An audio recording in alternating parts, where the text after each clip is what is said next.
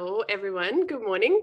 I'm very excited because I accidentally happened to be wearing the same shirt that I was wearing in that photo. So it's pretty seamless. So I love that. Thank you so much, everyone, for making the time to come here so early. I hope that this is worth it. No pressure. I am going to put on a PowerPoint. Okay, so this talk is about thinking on the page. How to navigate the uncertainty of creative life. Oh, come on, slides, let's go. Okay, so when you're faced with the blank page, where do you start? How do you work with the uncertainty of being a creative professional? How do you handle the fear and doubt that come with being creatively vulnerable? What helps you navigate when you're making it up as you go along? To begin with, I want to give you a little bit of context about where I'm speaking from. So, like many other creatives, I kind of lead a double life. On the one hand, I have my professional creative services business, and this is my career where I focus on being of service to clients. It's all about collaboration and delivering value and getting paid for it. I've done this for the past 11 years, and I run workshops, I do trainings, I make animated films, and I do live graphic recording. On the other hand, I have my personal creative practice. I consider this to be my vocation or my calling. This is an emergent space of creative freedom, curiosity, and experimentation, with zero pressure to make money. I might make performances, videos, animations, write pieces, visual essays, draw, make cartoons, whatever I want. So part of why I have this double life is because of this harsh reality that no doubt is very familiar to lots of you.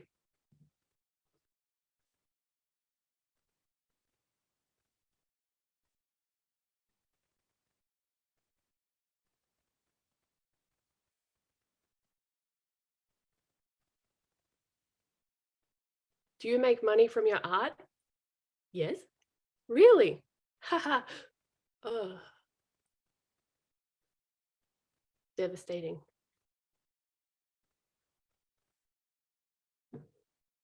So yeah, after years of experimenting and struggling, I decided that I wanted to protect my art practice by decoupling it from earning a living. Now, that doesn't mean that occasionally money is involved, but it's not my bread and butter machine. So I'm going to talk about liminality and uncertainty today. And it's worth mentioning that creative uncertainty plays out quite differently in these two different realms that I exist in. So in my business mode, my appetite and enjoyment of uncertainty is actually quite high. When I work as a graphic recorder taking live visual notes at events, for example, I sit right in uncertainty and emergence. It's literally the job. You don't know what people will say or what you will create, which is exactly what our fabulous scribe, Alice, is doing right now. I think I can channel my nerves into excitement in this realm because I know I'm doing a performative job with a purpose, with an outcome for a known time, and I'm getting paid. The scaffolding of all this who, what, when, and how creates a kind of structure and order around the uncertainty. And I know I've done it enough times to trust that my skills and my abilities will meet the challenge. So I go into an alert but relaxed flow state where I'm flexible and responsive in the moment.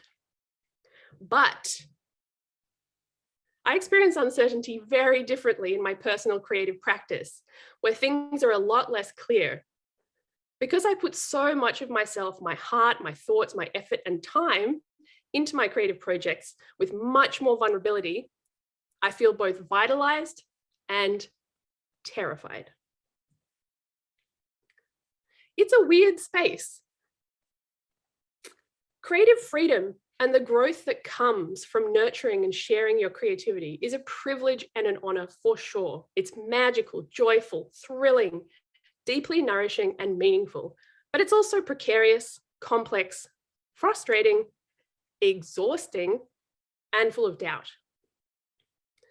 For a long time, I thought maybe I was doing it wrong. I wondered, why was this so hard? And why did some people seem to be able to create work so easily? Was I bad at writing? Was this because I'm dyslexic, because I'm neurodivergent? Maybe.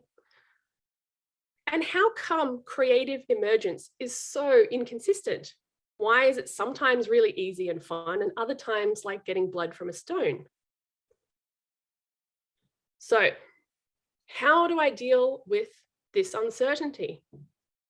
I could talk so much on this topic, honestly, that it actually made coming up with a short talk on this really hard.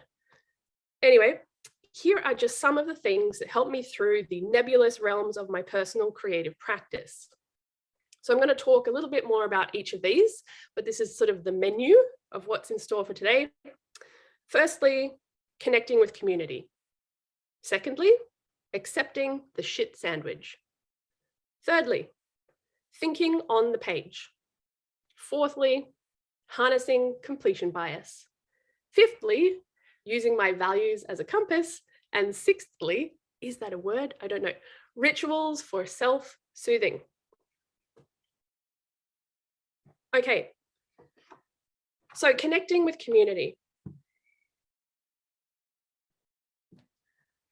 Nurturing connections with peers, practitioners, and friends who do similar creative work to me has been one of the most fundamental ways for me to realize that I am not alone in this and to make some sense of the weirdness I experience and to share and learn from others, which is why Creative Mornings like this is fantastic. Through talking, workshopping, and having reciprocal generative relationships with other writers, artists, and cartoonists, I've come to see that openness and vulnerability, which are the things that make creative pursuits hard, are at the same time exactly what you need to navigate the nebulous and emergent space of creative practice. Opening doors and stepping into the unknown is just always going to be wild and brave and scary. It's not for the faint of heart. Creative work is messy, and in ways that other people usually don't see. Thanks to initiatives like the Comic Art Workshop, where we get together and talk honestly about making ambitious long-form graphic novels, I know deeply how valuable community is for strengthening your courage to move through the liminal spaces, to stay with the trouble, and live the questions that come with creative work.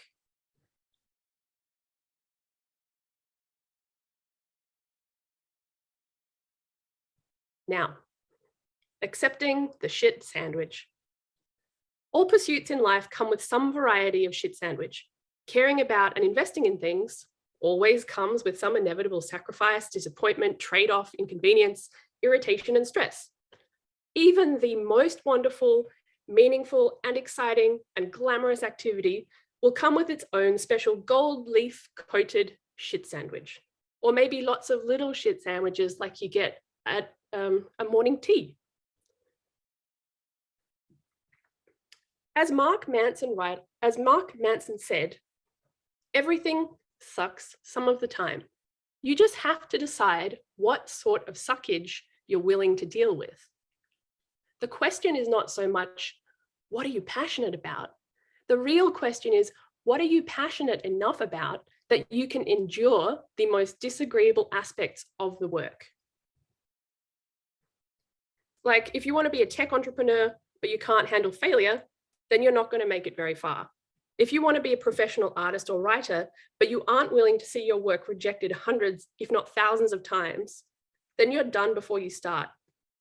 Because if you love and you want something enough, whatever it is, you will inevitably have to eat some sort of shit sandwich that comes with it. In the book Big Magic, Liz Gilbert tells the story of her friend, an aspiring writer, who would often descend into dark funks of depression, regularly sulking and raging about his lack of success and his inability to get published. After a few years, he threw in the pen and paper. He couldn't stomach the shit sandwich of not getting the results he wanted, of working another job to pay the bills and working so hard on something that had no guarantee of success. Liz reflects, at the time, I wasn't getting published either. I was hungry too. I wanted all the same stuff as him: success, reward, affirmation. I was no stranger to frustration and disappointment. But I remember thinking that learning how to endure your disappointment and frustration is part of the job of a creative person. If you want to be an artist of any sort, it seemed to me that handling your frustration is perhaps the single most fundamental aspect of the work. Frustration is not an interruption of your process. Frustration is the process. Of course, sometimes you're on a roll and everyone loves your work and you're flying high and feeling confident, but such instances are rare. You don't just leap from bright moment to bright moment. How you manage yourself between those bright moments when things aren't going so great is a measure of how devoted you are to your vocation and how well equipped you are for the weird demands of creative living. Holding yourself together through all the phases of creation is where the real work lies. So, right now, I'm enjoying the particular shit sandwich that comes with the slog of a long-term creative project. This means a lot of time spent alone working, saying no to lots of fun things, and feeling like I have no idea what the fuck I'm doing. I've been told that this emotional roller coaster is very similar to the emotional roller coaster of doing a PhD. I've been chipping away on my debut graphic novel for the past 6 years, in between my client work. It's really been a roller coaster of emotions. It's called Eventually Everything Connects, and it's a collection of intersecting visual essays about the questions and challenges I bump up against in life, and the way they connect in often beautiful and paradoxical ways. After finally being approached by a fabulous literary agent this year, they have taken 2 finished chapters of the book to pitch to international agents and then publishing houses. And now I wait and wait and wait. It will take months, because publishing runs on snail time. Sorry, I'm so late, it's this darn snail. Sitting in the liminal space of waiting and wondering, the joys, the fears, the everything, it's like this mass of raw feelings that I don't know what to do with. This is where thinking on the page has been super useful to help me weather and hold myself together through this weird liminal waiting phase. A blank notebook and pen is the reliable tool that I turn to again and again in good times and bad. To me, the page is a space, but it's also a place that I can return to and allow emergence. I actually first came to this method via my mum, who used notebooks to anchor my restless energy and fidgeting as a neurodivergent child. She knew that pen and paper got me to sit still, listen, and calm down. Here's an example. Sarah, you need to sit down, no more dancing with your body. But how about this? You can dance the pen. Tiny child mind exploding. Here are some examples of my childhood notebooks that I would carry with me everywhere to draw, take notes, collect labels, write about where I was, talk about the glass of milk and chocolate I had and the lady I saw dancing down the street. Write meal reviews where I ate a whole piece of garlic. Yum, hot. As an adult, I continue to journal as an anchor or a flotation device when it comes to weathering the choppy waters of uncertainty. It's a private, cheap, safe space to vent and to think out loud. Much like Joan Didion said, I often don't know what I really think or feel until I write it down or draw it out. The page is a space where I can sit with and have compassion for my troubles. And I can be my own cheerleader. I can write what I need to read and draw what I need to see. For me, the writing and drawing is a way through the uncertainty. And here are some examples of what my actual journal pages look like. A lot of it's rambly, stream of consciousness, where I went, like here, I went to write burnt out, and I wrote burnt trout, which isn't far from the truth. Poor trout, poor burnt out trout. And a lot of us are feeling this poor burnt out trout feeling, no doubt. I draw a lot of things that I see. You can see this is a theme from, back when I was a small child, walking past a crime scene, listening to police. Yeah, the idiots tried to rip out the ATM with a lasso in their car. And also these beautiful Shih Tzu dogs that I saw that looked like magic tassels. Here's a drawing of my cat watching all of the kids go back to school when lockdown ended. Here's me remembering nice times with friends, cute dogs, things that have beards, reviews of bath salts, drawing a guy I saw boxing with cans of beans. I like to play with paint. I like to write lists of sounds that I hear, collect leaves, stick in photos, labels, write down lists of smells. I like how tactile keeping journals is. Pen on paper and objects on paper is intimate. It is touch. It helps me remember. I also find it encouraging the tangible physical space that journals take up. Our feelings, days, and ideas can be so ephemeral, which is maybe good, but also sometimes you want to hold on to that stuff. And by putting it down on paper and seeing them stacking up over the years, it feels like you're making something. And in my experience, all these little things do add up to something. So over the last 2 years with the pandemic and everything, my creative practice had a hard time, like everybody's did. And I found it really hard to work on my graphic novel. But I wanted to keep momentum. And I realized that through my journaling practice, lots of little ideas from my book were bubbling up. And I thought, okay, why not draw those out as digital drawings? And then why not share those little thought nuggets online, on social media, to test the ideas, to start conversations and explore things. So these are some examples of the stuff I started making. This is the current use of my time and energy versus the desired use of my time and energy.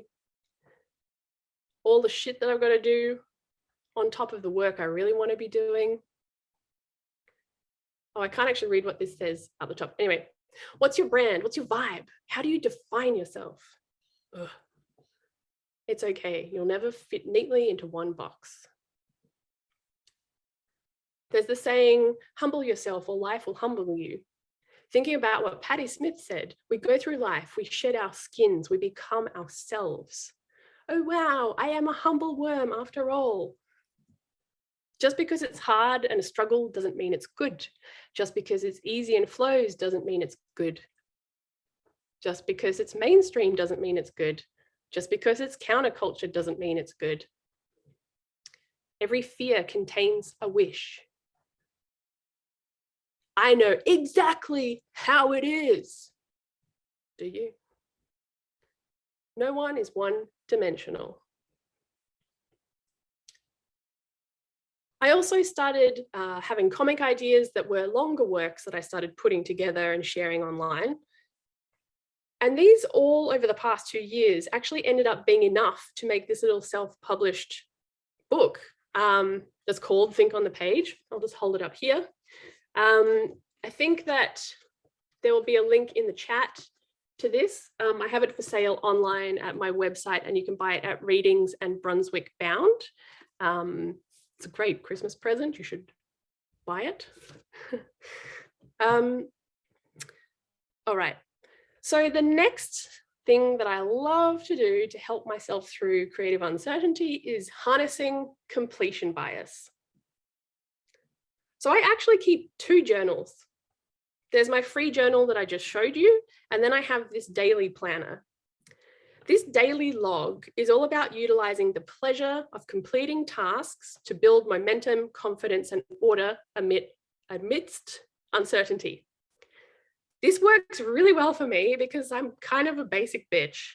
I like lists and I like ticking boxes. I'm an action and goal-oriented person. I even excitedly give myself gold stars on the days I do graphic novel work. You can see them there.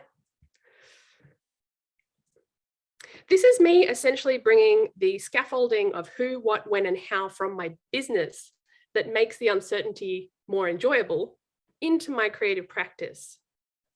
Each day I draw up a dashboard from scratch and I fill it out over the day. I make up whatever structure and metrics fit with whatever I'm trying to do. It tends to be more structured during the week. And then on weekends, it often takes more of the form of a comic like this of, things that happen, key moments, just so I can remember stuff. Something else I love to use is my values as a compass. Navigating uncertainty is emergent and nebulous, which requires a lot of feeling things out. There is no path. The path is made by walking or by paddling your boat into the mist in this case.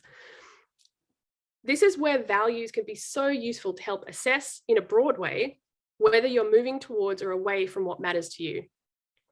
It can also strengthen your resolve and your tolerance of whatever shit sandwiches are served with what you're trying to do. I like to state and reassess my values each year as a kind of check-in. It's a huge topic that I can't cover now, but if you're interested in learning how to define your own values, there is a link that will go in the chat to a piece that I wrote about defining your values. And lastly, rituals for self-soothing. I don't know about you, but I have quite the negativity bias, which biologically is helpful, but remembering shit stuff and worrying about shit stuff more than good stuff isn't always helpful. So when I'm in a muddle, feeling stressed or worried, I often use kind of rituals to help myself get more relaxed and into a generative headspace. I could talk so much about this because I have a lot of movement practices that I do, but for now I'm keeping it focused on the page for this talk. To me, rituals are this fuzzy space between what is true and what is useful. There's sort of facts about, not sort of facts, there are facts about what is going on. And then there's the story of what I make things mean. This often takes a form of affirmations or reframes for me, which I'll journal about in my book. For example, if I get a rejection letter, I might say to myself, okay, that wasn't the right opportunity for me, something better is coming.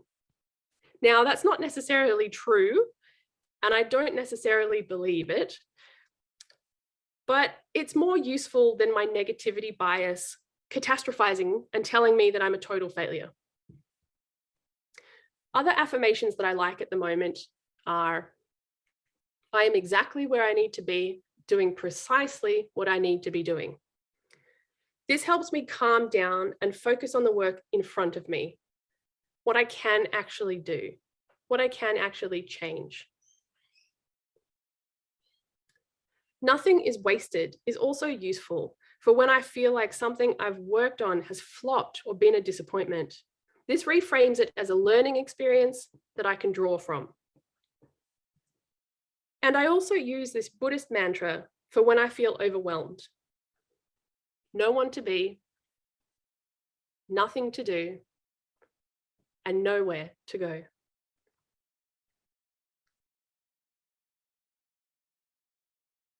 And with that, I'll finish with the reminder that we are all constantly living into uncertainty. And that's kind of okay, because no one really knows what they're doing. I hope that this talk has encouraged you to perhaps use writing and drawing as a way through, if you don't already, as a way to sit with the hard stuff and write what you need to read and draw what you need to see.